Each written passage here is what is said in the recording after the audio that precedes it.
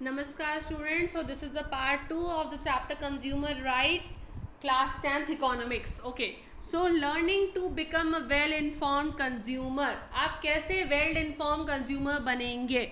जब कंज्यूमर्स अपने राइट्स के बारे में जानने लगते हैं, अपनी सर्विसेज और गुड्स के बारे में जानने लगते हैं, उनको अलग अलग डिस्क्रिमिनेट कर पाते हैं कि ये बेटर है कि दूसरी बेटर है, तो वो एक इन्फॉर्म्ड चॉइस क्रिएट करते हैं, यानी नॉलेजेबल चॉइस। इसे कहते हैं हम नॉलेज एक्वायर करना और स्किल एक्वायर करना एक वेल इन्फॉर्म्ड कंज्यूमर बनने का।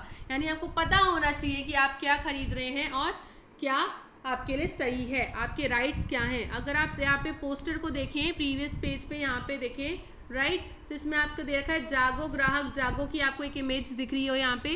ओके, सो जागो ग्राहक जागो एक मूवमेंट स्टार्ट हुआ था, हिंदी में आप बोलते हैं ना बी अवेयर। ओके, अवेयरनेस फैलाने के लिए कंज्यूमर्स के लिए।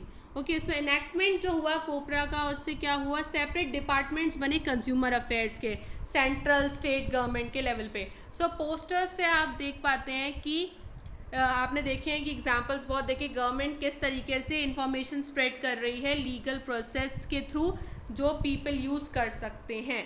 ओके, सो आप ये सब एडवर्टाइजमेंट टीवी चैनल्स में देख रहे होंगे, जागो ग्राहक जागो, देखो यहाँ पे अभी दे रखी गांधी जी की तरफ से। ओके, अब देखिए ISI एंड एगमार्क। अब आप जब कुछ कॉमोडिटी खरीदते हैं तो उस पर कवर पे अगर आपको एक लोगो दिखता है ISI का, एगमार्क और हॉलमार्क दिखता है, सो ये क्या है, लोगोज हैं और सर्टिफिकेशन दे रखे हैं जो हेल्प करते हैं कंज्यूमर्स को कि क्वालिटी एश्योर्ड चेक करने में जब वो गुड्स एंड सर्विसेज परचेज कर रहे हों। ऑर्गेनाइजेशंस जो इन चीज़ों को देखती है, मॉनिटर करती है और सर्टिफिकेट अलाउ करती है प्रोड्यूसर को, वही लोगो प्रोवाइड करती है उनको कि कुछ क्वालिटी प्रोडक्ट्स के लिए ISI मार्क है, मतलब कि इसको स्टैंडर्ड्स को मैट किया गया है गवर्नमेंट के। ये ऑर्गेनाइजेशन क्या करती है, क्वालिटी स्टैंडर्ड्स बनाती हैं, एक लेवल बना देती हैं बहुत सारे प्रोडक्ट्स के लिए। ये कंपलसरी नहीं होता सारे प्रोड्यूसर्स को फॉलो करने का, बट कुछ प्रोडक्ट्स जो हेल्थ को अफेक्ट करते हैं और सेफ्टी को अफेक्ट करते हैं, उन पे ज़रूरी होता है, जैसे कि LPG cylinders, food colours, additives, cements, package, drinking water, ये सब पे मैंडेटरी होता है कि आपको ये सर्टिफिकेशन होना चाहिए ISI का। और कुछ प्रोड्यूसर्स इसलिए लगवाते हैं ताकि वो अपने कंज्यूमर्स को बिलीव कराना चाहें कि वो एक सेफ प्रोडक्ट सेल आउट कर रहे हैं। सो ISI मार्क आप देखें, अगर जिस पे लगा होता है, देखो ये होता है ISI mark, you can see here, it's quite blur but you can see it. So okay, so ISI mark government की तरफ से प्रोवाइड किया जाता है। ओके, सो कॉयर मार्क होता है गोल्ड की चीज़ों पे, राइट। सो आप ये सब देख सकते हैं, ये मार्क्स होते हैं, इलेक्ट्रिकल अप्लायंसेस पे भी होते हैं। Okay, so now coming on to the next topic, taking the consumer movement forward. India ने ऑब्जर्व किया है 24 December as a national consumers day. Okay, so it was the day that Indian parliament enacted the consumer protection act. इस दिन parliament में consumer protection act 1986 enact किया गया था। India उन कंट्रीज में से एक है जिसके पास कंज्यूमर रिड्रेसल के लिए अलग से एक कोर्ट बने हुए हैं। ओके, सो कंज्यूमर मूवमेंट इंडिया में बहुत प्रोग्रेस हुआ, ऑर्गेनाइज ग्रुप्स बने, उनकी एक्टिविटीज़ बहुत हैं, अच्छी तरीके से हो रही हैं। और अभी राइट नाउ 700 कंज्यूमर ग्रुप्स हैं कंट्री के अंदर, जिनमें से सिर्फ 20 to 25 ही वेल ऑर्गेनाइज्ड हैं और अपने वर्क के लिए उनको रिकॉग्नाइज किया जाता है।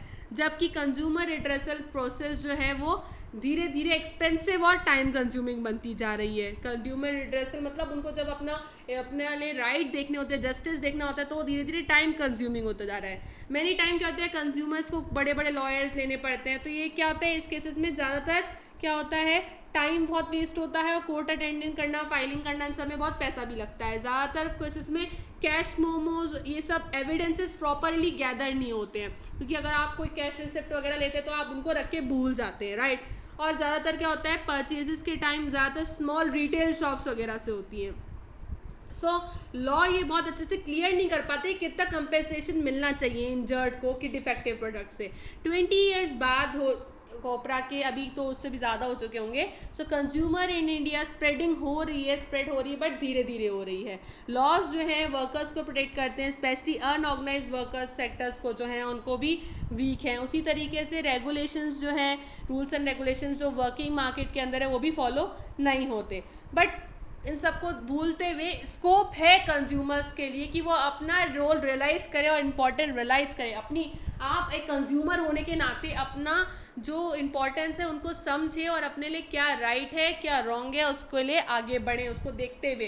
तो आपको एक वेल इन्फॉर्म्ड कंज्यूमर होना ज़रूरी है, इसलिए आपको ये चैप्टर पढ़ाया जा रहा है। अगर बहुत बार ये कहा जाता है कि कंज्यूमर इन मूवमेंट्स तभी इफेक्टिव होंगे जब कंज्यूमर खुद एक्टिव है और इन्वॉल्व है इन चीज़ों के अंदर। वॉलेंट्रीली एफर्ट की ज़रूरत है, इसमें स्ट्रगल की ज़रूरत है, पार्टिसिपेशन की ज़रूरत है सबकी। ओके, सो आपको ये चैप्टर इसलिए पढ़ाया गया ताकि आप ऐसे समझ सकें कि इसमें सबसे मेन इम्पॉर्टेंट बात ये है कि आपको खुद आगे आना पड़ेगा अपने राइट्स के लिए।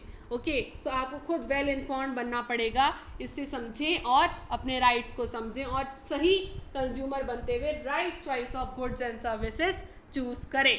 Okay, so that's all for the today's video. Please like, share and subscribe my videos and give a big thumbs up and press the notification bell icon on so that you can get the notification whenever I upload a new video. Okay, that's all for the today. Thank you and have a nice day.